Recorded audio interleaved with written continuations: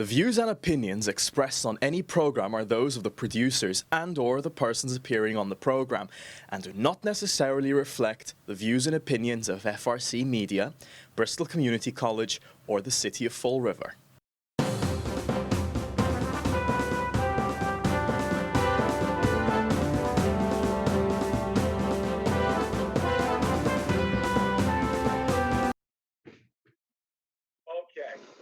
Welcome to Spindle City Straight Talk. I'm Chip. And I'm CJ. And it is Monday in a rib after an exciting weekend. And again, at the top of the show, Amanda COVID, take it away. Okay, as of yesterday's counts for the state, we had 108,667 new total cases, 8,060 state deaths, 8,198 Bristol County cases. Fall River added a couple of more cases to bring the total to 1,588, with 101 deaths as of Friday, because they don't get the deaths counts over the weekend. So that is our counts for the day. And on a Monday after a weekend of numerous states reimposing the quarantines and housing and shutting down the bars and shutting everything down, because some of these states are seeing doubling in their cases. So hey, Florida saw 9,000 in one day. Yeah, well, I think I saw the Texas governor said they were averaging 2,000 or something a week. Now they're up to 5,000 a week, so they more than doubled. They went up 1.5 times. So, but look, I don't see anything to be surprised about when you look at the people that we have inhabiting this country now, because all they want to do is ignore everything and the hell with laws, and the only laws they want to abide by are the laws they make or the laws that benefit them. And it segues into what I was trying to send you a little earlier. Let's see. This is, let me see if I can get it on the screen here. I don't know where the hell my camera is, so yeah, you probably can't see it. Yeah. Yeah, you can't see this thing. Well, there's a big sign. You can see, Jesus, everything's backwards here. I got one of the worst cameras in history here on this thing. I don't have any idea where the hell the camera is, but that's okay. Well, it's a big giant sign here. You can see it. It just went by. I don't know where the hell it is. Just went by. That's that big giant sign. It's about 4 feet high. It's orange, and on it says in big giant letters, "Please put all trash in trash receptacles. Police take notice." And then the next picture is about 50 bottles and bags, and McDonald's bags and everything else at Bristol Community College again.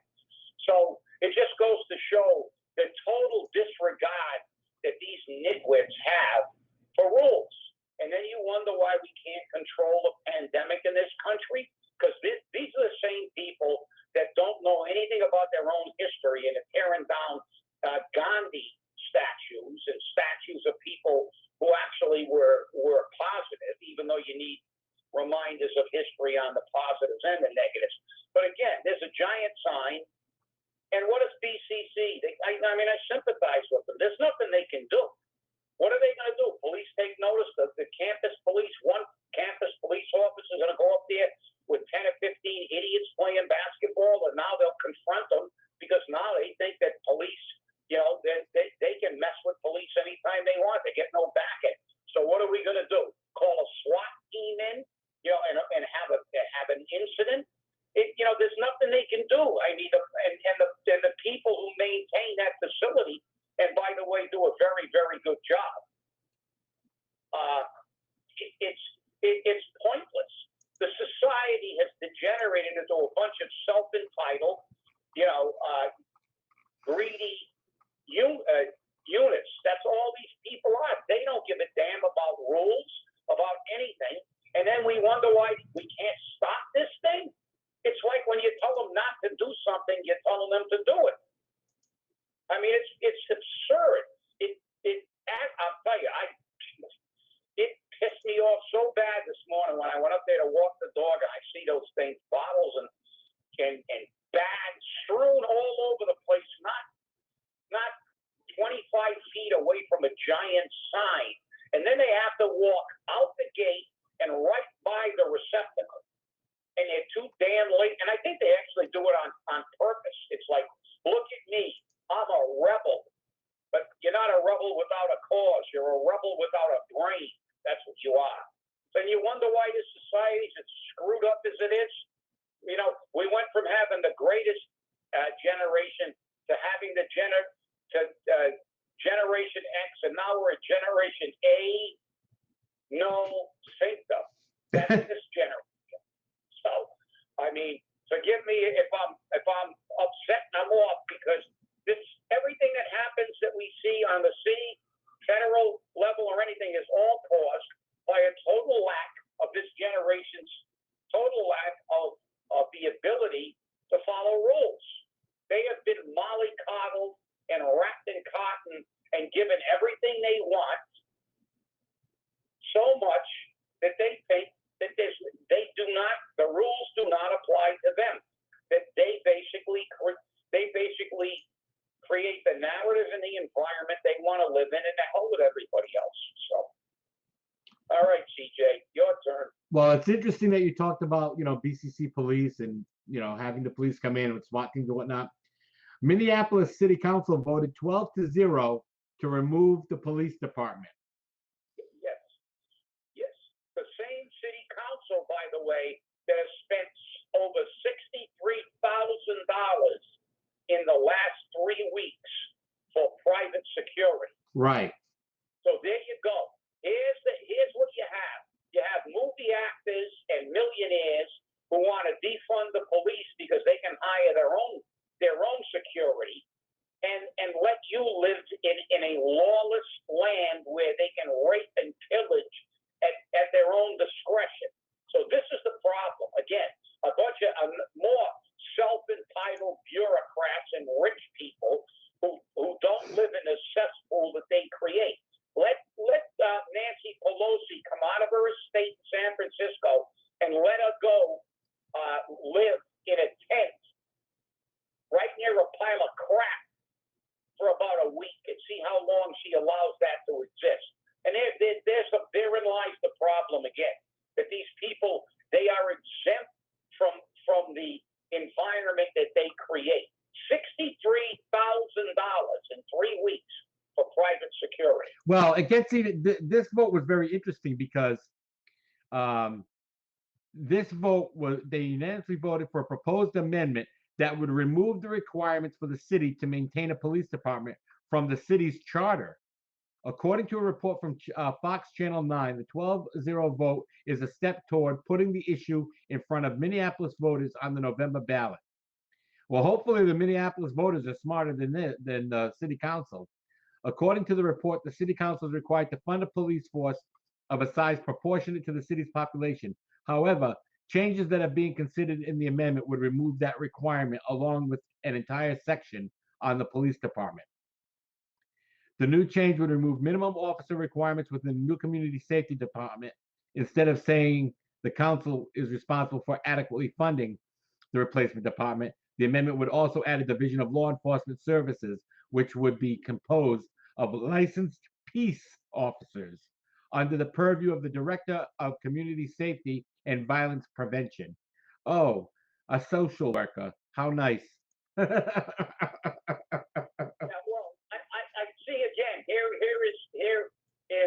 Herein lies the problem. They don't know their own history. You remember when marshals and law enforcement personnel were known as peace officers in the Wild West? Yep. And they used to gun down people without hesitation. So, changing names and using euphemisms do not. And I don't even know if that removal is constitutional, because cities and towns have a legal obligation to provide certain services to their community. That's the reason reason that we have a city or a town, and we pay taxes, not for high-paid bureaucrats and jobs that really don't do anything like we have at all levels, but we pay taxes for public safety, for education, to provide the taxpayer, who are the owners of this community, their essential services, and they forget that. And I don't know if eliminating the ability to enforce the law is even constitutional, because you make a euphemism that violence prevention.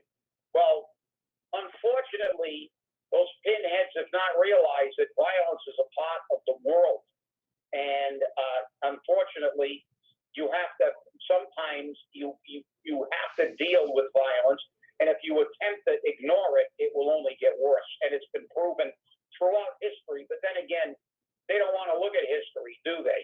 They want to look at this and talk about, manipulate the narrative, like you really want dirty water. Yeah, well, what's very interesting is our city charter, which is a joke, as you know, has no reference in it whatsoever to having a police department. So does that mean Fall River can just not fund it anymore? It's not in there. Actually, it is true. It's because I remember a while back when they were talking about, we were talking, as you know, at length about manning. I was always fighting about adequate manning on the fire department. And the reality is the only positions necessary that the city is mandated to have in the fire department, at least when I was there, because I researched it as I always do, was the fire chief and the administrative assistant to the fire chief, because those are an ordinance.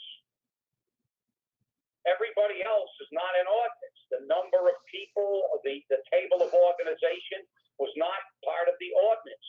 So theoretically, you could have a chief and his assistant and then have all volunteers. They theoretically could completely shut down the fire department and hire volunteers and only have a chief and his assistant, because those are the only two that were an ordinance.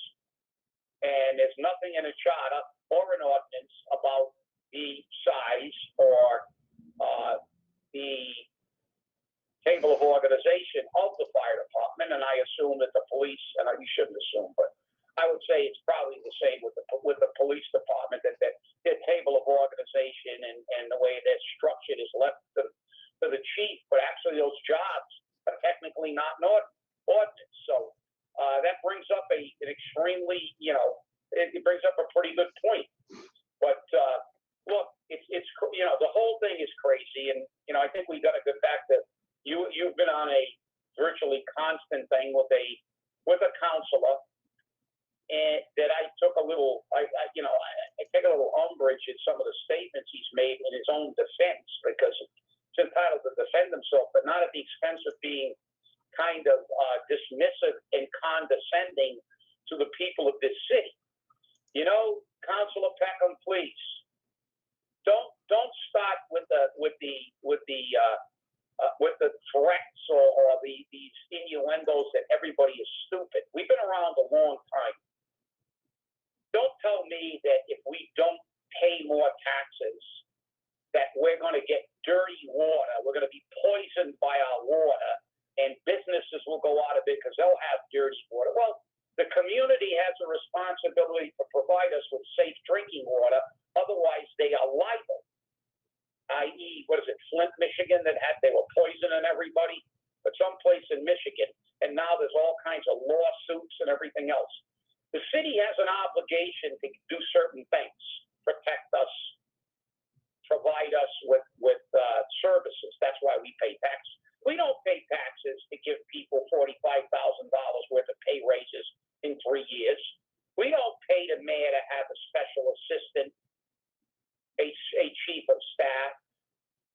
We pay him to run the city. This is what our budget has created. think about this. 30 years ago, we had a 300-man fire department, a 300-man police department. DPW was about 7 times larger than it is now. Our school population was larger, and our budget was about 1/10 of what it is today. So I think there, Councilor Peckham shows the real problem in the city of Fall River. We have forgotten the taxpayers. We have learned how to we have less services today than we did 30 years ago, and our budget is 10 times larger. So where did all that money go that we constantly need a tax increase? It's gone to CFOs and all these administrative 6-figure jobs and all their big fat checks and all the extra jobs that we don't need, like special assistants and stuff, when mayors ran this city with just a secretary. And that's what they get paid to do. So please, don't insult our intelligence by doing what the city always does. Oh, Boston's coming down. Oh, we're all going to die from poisoned water, so you have to pay more. How about tightening your belt? I want one city council to get up and say, why do we have a water department that had to rehire its former head? Because nobody in the water department can do a particular job. Well, it was his job when he was head of that department to train people to allow that department to function when he was gone. But we have to rehire him so we can get another paycheck from the city. There's something inherently and systemically wrong with the way we run this city. Let's look at our budget and let's look at the services the taxpayers get. Now we have to pay for our snow removal, and we didn't. We have to pay for our trash pickup, and we didn't before. We have less firefighters, less police officers, far more administrators, and our budget is 10 times larger. And the city is 10 times worse than it was 30 years ago. So now don't be giving me that BS. That might work on you when the city tells you, like Chicken Little, the sky is falling. But the problem is the sky is going to be falling at the next election, because if you people continue to tax people that don't have the money to tax it and believe the Joseph Goebbels thing that if you tell a lie big enough, like people always have to be taxed, hopefully in the next election you're all going to be gone. So that's my rant, and I'm telling you, I've been holding it in all weekend. I'm sure you can. That's for sure. It's very interesting.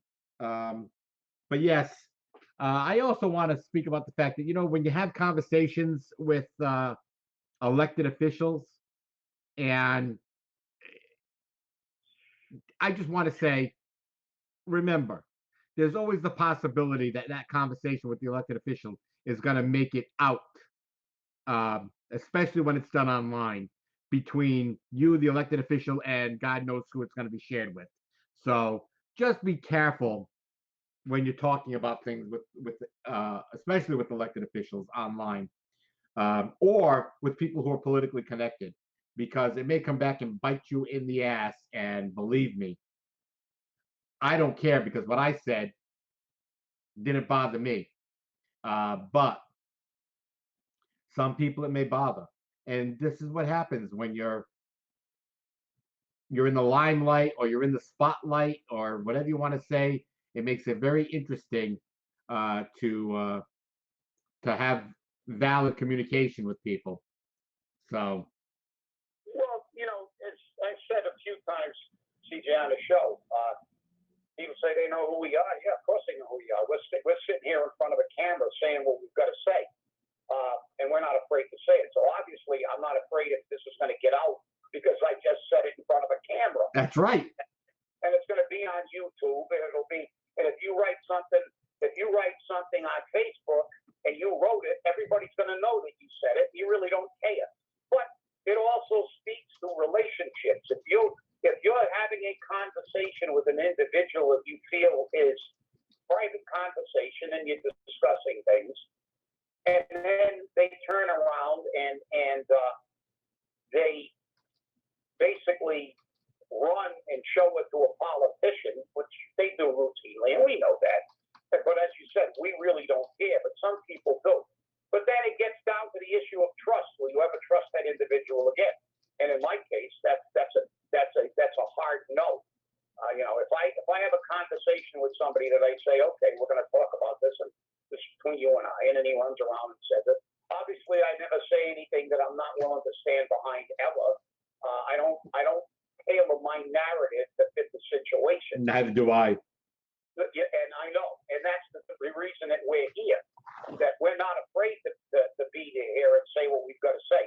And it's disappointing though, when you see people that are, run and, oh, look, Mr. Mayor, look what he said. Oh, look, Mr. Councilor, look what he said. Well, that it speaks to their character, and it's too bad. But like I said, I'm disturbed by, now they're beginning to use the threats. We've heard all these threats before.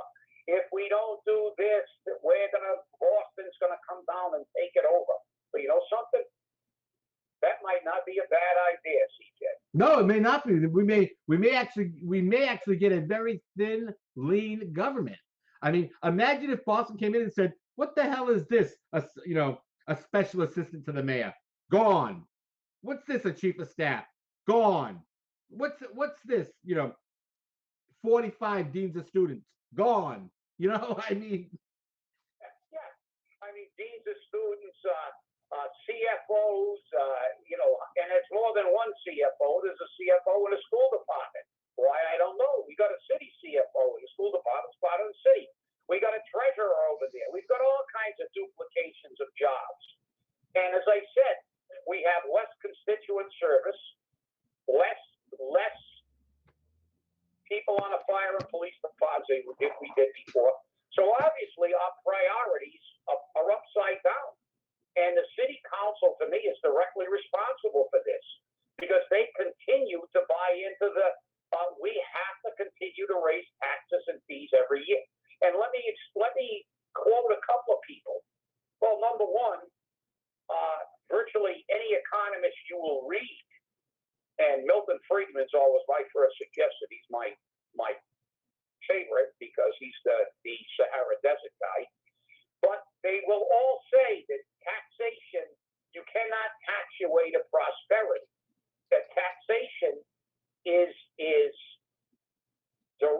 not beneficial to economies. It's regressive. Taxation is not the way. You cannot tax your way to success or prosperity. And and I'm paraphrasing because I don't have the quote in front of me, but I will paraphrase Winston Churchill. And he said, if you think we can tax our way to prosperity, it's like standing in a bucket and trying to lift that bucket by the handles. So, in other words, if you're standing in the bucket, you're not lifting the bucket. Hey, I actually got the quote in front of me. We contend that for a nation to try to tax itself into prosperity is like a man standing in a bucket and trying to lift himself up by the handle. Winston, I was pretty close. Yes, you were. Winston Churchill. It just happened to pop up on my screen, so I thought that was funny. I mean, this is our council. And you know what happened? Eddie Fiola, Mary Sahadi, they all trace up there and tell them, listen, we have to understand that every year you have to pay more taxes and you have to pay more fees. That's the way it is. No, that's not the way it is. That's not the way it is. We can eliminate all the people let's see what happens. Our budget's 10 times larger. Let's eliminate every job that wasn't directly related to essential services over the last 30 years. And let's see how much extra money we have. Let's eliminate all the CFOs, the city administrators, all the deans of students, all the special assistants, the chiefs of staff, all these jobs that make them become basically ceremonial mayors. And let's see how much money we have. And if we really do have to raise taxes, we won't have to. 20 years ago, 30 years ago, there were terms that were used regularly, and of course they've been erased from history, like bare bones budget, tighten your belt. We all have to do it in our everyday life. We just can't go out and spend like a drunken sailor, willy-nilly, just buy everything we want. But your kid needs a car, see you later. We'll go buy him a car. You don't have any money, don't worry. So, but they do. Why do they do it? Because they've convinced you that they can use you as an ATM machine. That's why they all got to go. Well, I found a very interesting quote, which I like. When plunder becomes a way of life for a group of men in a society, over the course of time, they create for themselves a legal system that authorizes it and a moral code that glorifies it. Frederick Bastille. Yeah. And one of my favorites, since we're on quotes, is from Sir Edmund Burke, a member of the British Parliament in the 1700s, when he said, when good men do nothing, evil will prevail. So it's up to the voters of Fall River and of the state to do the right thing, and they have not done it because they don't get together like these rioters do. So it's time for us to get together and create a government in the city of Fall River. We can start here. Create a government in the city of Fall River that's responsive to your needs and the taxpayer. Yes, and I said in the Weekend Flush, it's time for us to start combining our resources, have the people of Fall River come together, join up with Citizens Alliance for Accountability in Government. Let's take down the city government. Let's control it. Let's put people in there that are going to do what the taxpayer wants. Let's start cutting positions. I don't want to hear the story like I heard from Chris Beckham, but people are going to be laid off. People are going to be laid off. If the budget cuts come down the line, which everyone's expecting, there's going to be layoffs, Chris. And guess what? There's going to be nothing you can do about it. So, well, there is something they can do about it, because they can say, you lay off the people we tell you to lay off, otherwise we're not going to give you any money. That's true. You have a special assistant, but we're not going to let you lay off firefighters and police first. It's going to be lax. Right. And that's it. No, I agree. I agree totally. And it's just getting to be, it seems like it's almost fruitless sometimes, you and I banging our heads against the wall. But, well, it looks like we're out of time. So I want to thank everyone for watching as usual. Thanks for inviting us into your home. If you have any issues that you want us to research and discuss, please send them to us, and at tips@scstonline.com, or, let us know what you want. Most of you have our phone numbers. Thanks for watching. Stay safe and stay angry.